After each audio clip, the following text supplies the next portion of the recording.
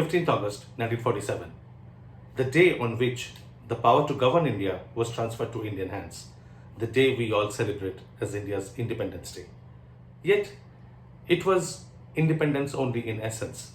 Technically, legally speaking, the entity that took birth on that day was the Dominion of India. The completely independent Republic of India was still about 3.5 years away. We still had a Governor General who was answerable to the King Emperor in England. Our army, navy, and air force were headed by British officers, and the British soldiers were yet to leave India.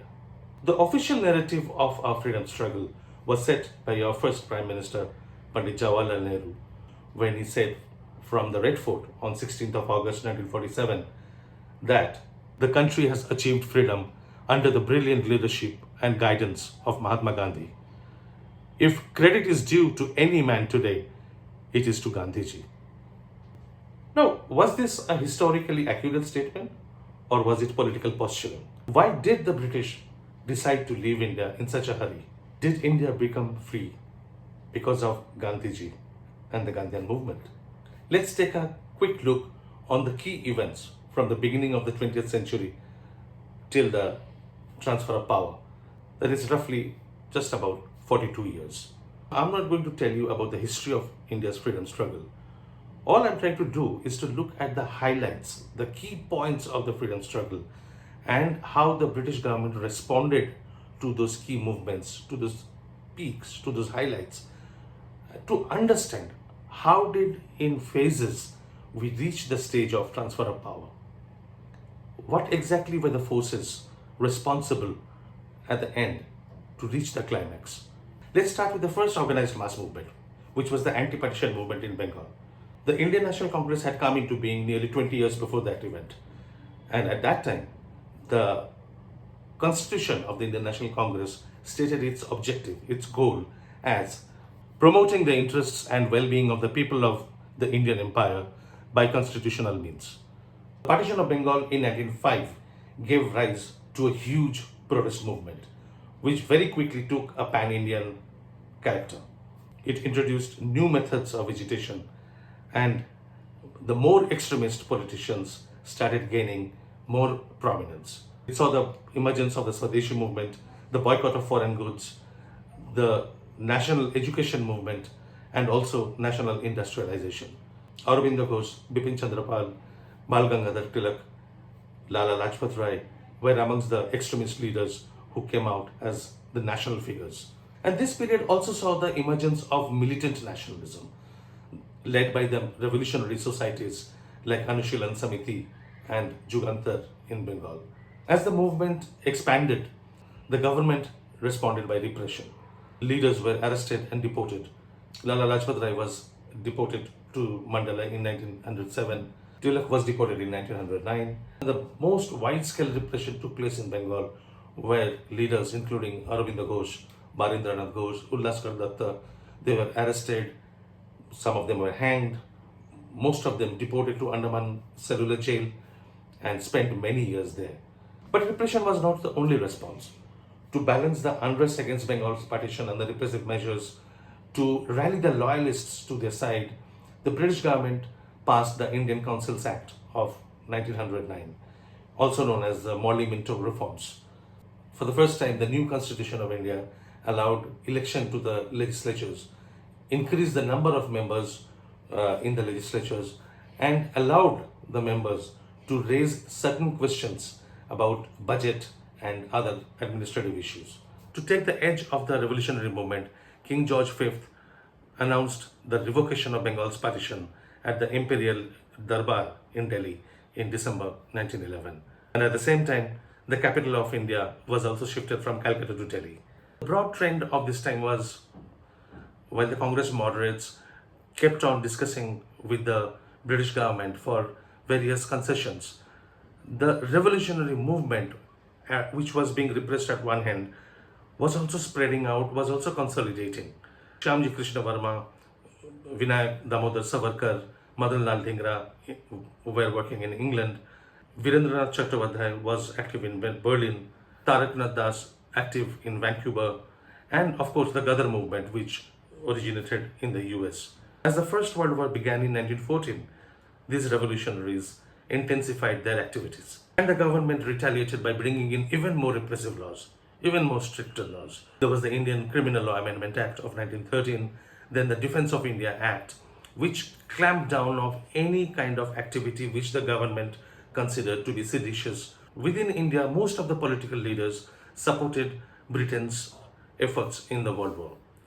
The princes were, of course, extending all kinds of support in terms of money and material and men. But the politicians also rallied in the hope that in return for their cooperation, the British government would allow some more reforms. Back from Mandalay, Lokmanya Tilak joined back Congress in 1915. And the demands for self-government, responsible government, and dominion status started getting more and more vociferous. During the First World War, India supplied about 1.5 million men who fought nearly in all the theatres of war. The country also supplied about 170,000 animals, 3.7 million tons of supplies, and a loan equivalent to 2 billion pounds in today's terms. As the war progressed, two organizations became most prominent in their demands for self-government.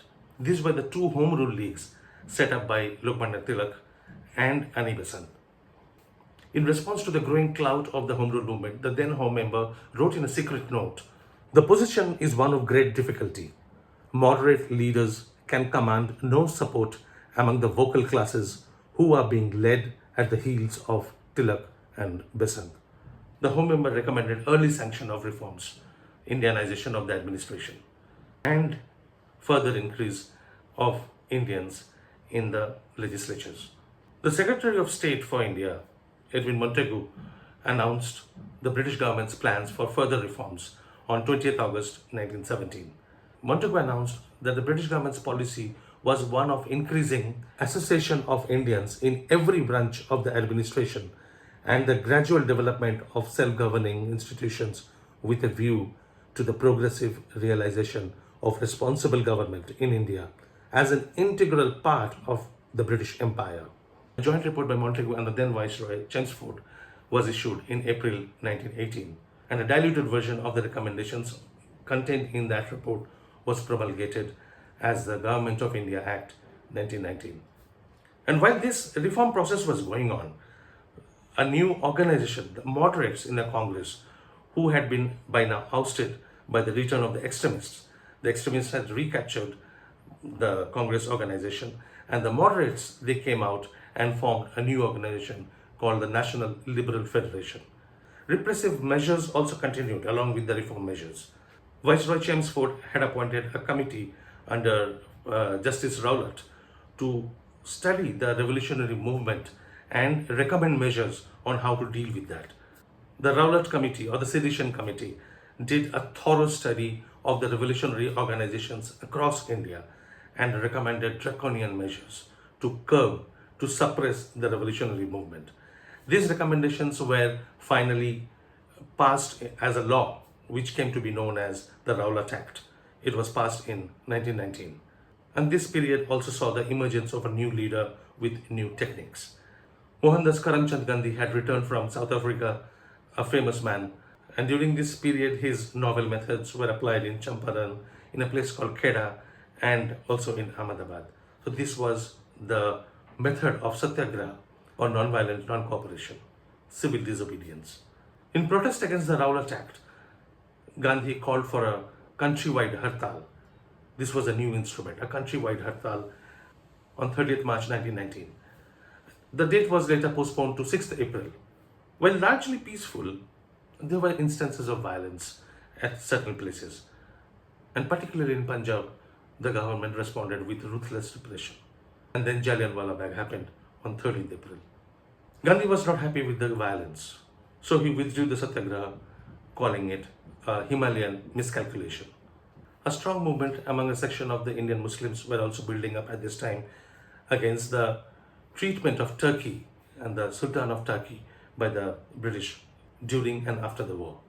An All India Khilafat Conference with Gandhi as its president gave a call for non-cooperation in November 1919. It was a protest against the harsh peace treaty imposed upon the defeated Ottoman Empire by the Allies. In June 1920, the Central Khilafat Committee adopted the non-cooperation program of boycott of courts, boycott of educational institutions, rejection of titles, and non-payment of taxes.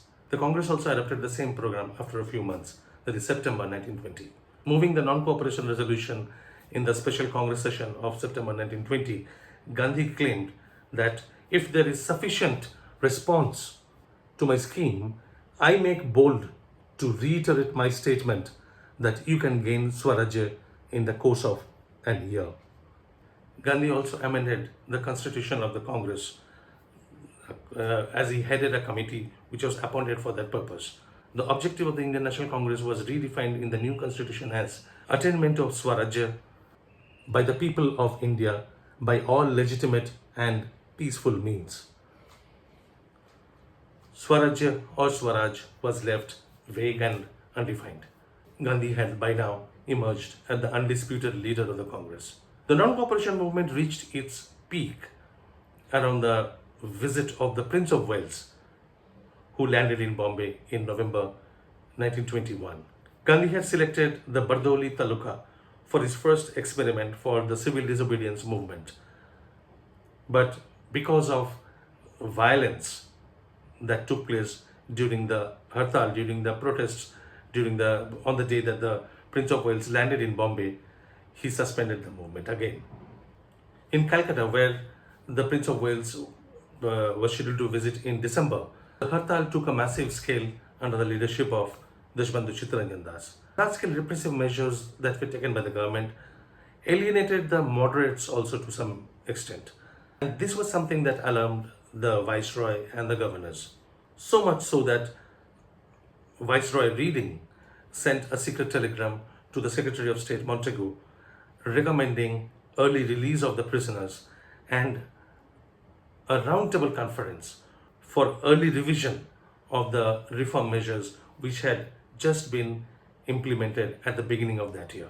But Gandhi was not ready because he declared that till the time that the Ali brothers, the leaders of the Khilafat movement, were released, he was not willing to talk to the government of India. After much back and forth, when he finally agreed, the government of India had withdrawn that offer, and the British cabinet had also expressed its reluctance to move on that path. Gandhi had rescheduled his no tax campaign at Bardoli in February 1922, but because of a violent event that took place in a village called Chauri Chaura in Uttar Pradesh, he withdrew the entire non-cooperation movement, and he was arrested on 10th March and awarded a 6 years imprisonment. That the British government was not ready to yield even the slightest ground became clear from the statement by the British Prime Minister Lloyd George about India and Indian politicians. Lloyd George told the House of Commons on 2nd August 1922 that I can see no period when they, which means the Indian politicians, can dispense with the guidance and the assistance of this small nucleus of British civil service, of British officials in India. Lloyd George called this British civil service the steel frame. Without it, India would collapse. Now, while Gandhi was in prison, other leaders like Deshbandhu Chittaranjan Das and Motilal Nehru were released, and they came up with a new strategy at the Gaya session of the Congress in December 1922. Chittaranjan Das and Motilal Nehru wanted to exploit the opportunity given by the Montagu-Chelmsford reforms to enter the Legislative Assembly and wreck the reforms from inside, rather than agitating from outside only. So Deshbandhu came out of Congress and formed a new party called the Swarajya Party, along with Motilal Nehru. In the elections which were held in November 1923, the Swarajya Party performed very well in the central provinces in Bengal, Bombay, UP, and Assam, where they emerged either as the majority party or the single largest party. In the Central Legislative Assembly, the Swarajya Party members combined with the Independent Party and formed a nationalist party, which worked against the government. the same purpose that the Swaraj Party members served in the provincial assemblies. The Swaraj Party refused to accept office, even if they were majority or if they were invited to form the government, being the single largest party, they refused.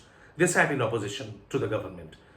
And this strategy of frustrating the working of the reforms proved very effective. However, this could not continue forever. Unfortunately, Deshbandhu Das died in June 1925, and after that, this movement gradually fizzled out. More so after the 1926 elections, when because of internal dissensions, the Swaraj Party practically broke up. Now, the Government of India Act 1919 had provided for a review of the working of the constitution and to inquire whether further reforms were necessary. Accordingly, on 8th November 1927, the British Prime Minister Stanley Baldwin announced the appointment of a commission to inquire into the necessity of further reforms. This committee was to be headed by John Simon and came to be known as the Simon Commission. The Congress decided to boycott the work of this commission because although it had 7 members, there were no Indian representative.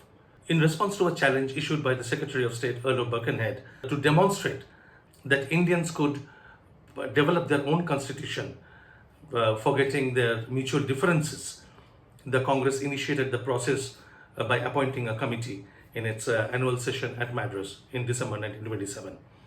A committee was appointed under Motilal Nehru, which consulted other parties, other groups, and tried to put together a unanimous constitution for India. In the same session at Madras in December 1927, however, the Congress passed a resolution declaring complete independence as its goal. But Gandhi was extremely unhappy with it. Therefore, in the next Congress in 1928 December, which was held in Calcutta, Gandhi pushed for adoption of dominion status as Congress goal based on the recommendations of the Nehru Committee report. Gandhi's resolution, however, was bitterly opposed by the youth segment within the Congress led by Subhash Chandra Bose and Jawaharlal Nehru.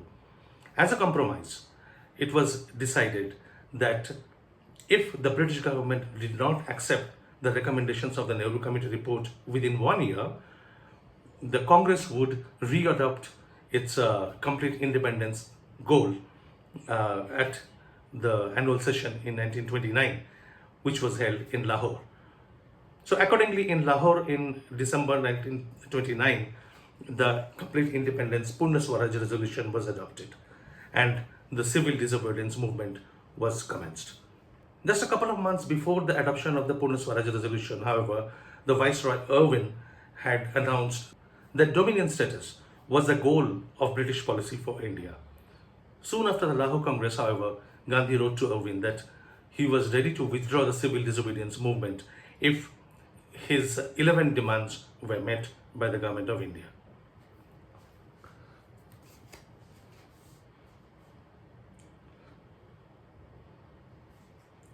These demands included, among others, total prohibition, halving the land revenue, reduction in military expenditure, reduction in salaries of senior officers, abolition of salt tax, discharge of all political prisoners other than those who were convicted of murders, etc., and protective tariff on import of clothes. John Simon, the member of the British Parliament who was heading the Simon Commission, had recommended to the British government that a roundtable conference should be organized, inviting various parties, various groups, representatives of various groups from India, who would discuss with representatives of the British government and British political parties about the next stage of reforms. Gandhi wrote to Irwin that if Irwin accepted his proposals, his 11 demands, the Congress would be ready to attend any conference to discuss the next level of constitutional reforms. On 2nd March, Gandhi sent an ultimatum to Irwin that if his demands were not accepted immediately, he would continue with his civil disobedience movement. And on 12th March, Gandhi began his historic Dandi March from the Sabarmati Ashram. Breaking salt laws across the country by Congress members became the symbol of protest against the British Raj. As expected, the government retaliated by arresting thousands. By one estimate, around 90,000 were arrested. The first roundtable conference took place in London in November 1930, which obviously was boycotted by the Congress. But representatives of all other groups and parties and the princes from India went and attended the Roundtable Conference. Summing up the proceedings of the first Roundtable Conference on 19 January 1931, the British Prime Minister Lloyd George laid down the central principle of the next phase of reforms. Although the Congress Working Committee and especially Gandhi had made their opposition to the formulations of the Roundtable Conference and the British Prime Minister's offer very clear and they stuck to it, Gandhi was persuaded by the traders' associations, especially by G.D. Birla, the nationalist Muslims and the liberal leaders, to change his mind and reach out to Viceroy Irwin to discuss further possibilities. Thus started the talks between Gandhi and Irwin on 17th February 1931, which led on to their agreement known as the Gandhi-Irwin Pact on 5th March. The civil disobedience movement was discontinued on condition of reciprocal action by the government, which meant release of the civil disobedience prisoners and taking up inquiries into grievances against excesses by the governments at various levels. The Gandhi-Irwin Pact committed the Congress to attend the second Roundtable Conference. The Congress, therefore, under Gandhi's leadership, climbed down, backed out from its stated goal of complete independence. Although the radical nationalists were opposed to this compromise, they failed to bring together the opposition and build an alternative. The pact, however, had a positive side too. It created a psychological moment which showed that the British government had accepted Gandhi as a negotiator at the equal level with the Viceroy. So a truce was established between the signing of the Gandhi-Irwin Pact and the Second Roundtable Conference, but it was an uneasy truce. While revolutionary activities reached a new height at some places like Bengal, the government prepared to crack down at the first indication. So both sides were preparing for a showdown. As the sole representative of the Congress at the Second Roundtable Conference, which took place between September to December 1931, Gandhi was completely outmaneuvered by the British politicians and representatives of other interest groups in India.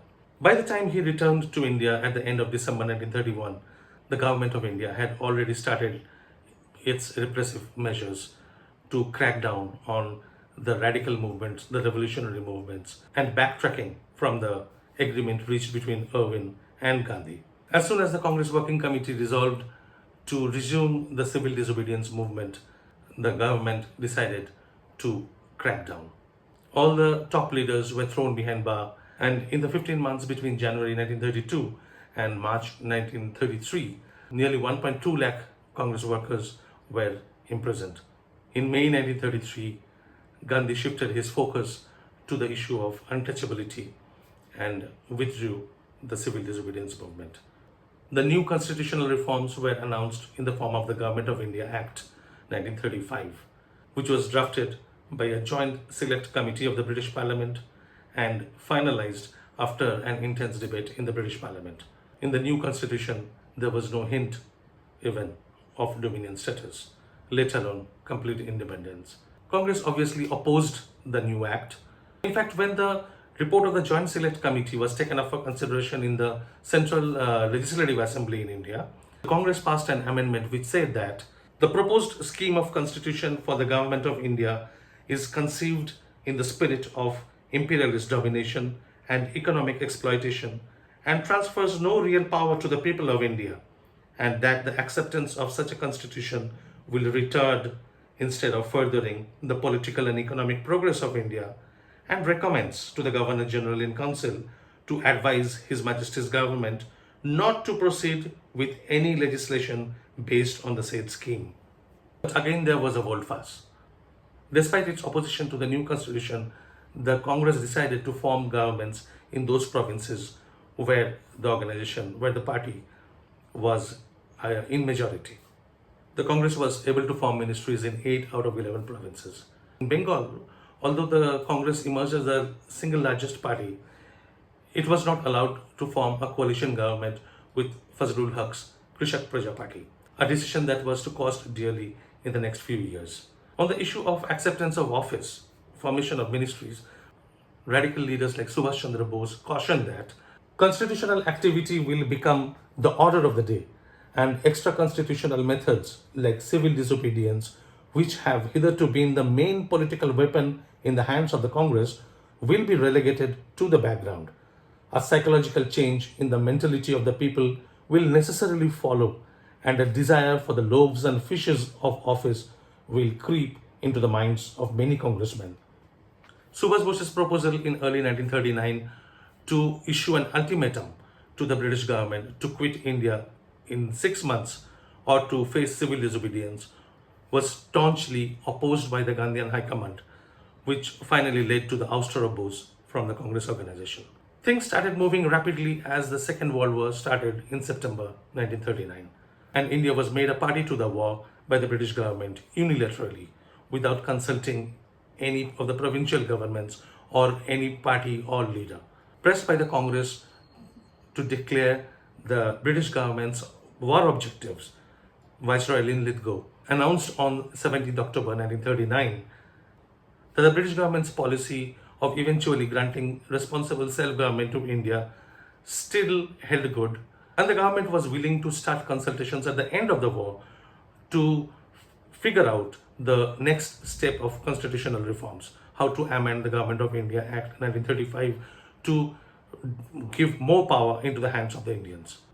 Gandhi, however, continued to refuse to launch the civil disobedience movement, as he and his followers in the Congress leadership did not subscribe to the idea of embarrassing the British government at the time of his danger.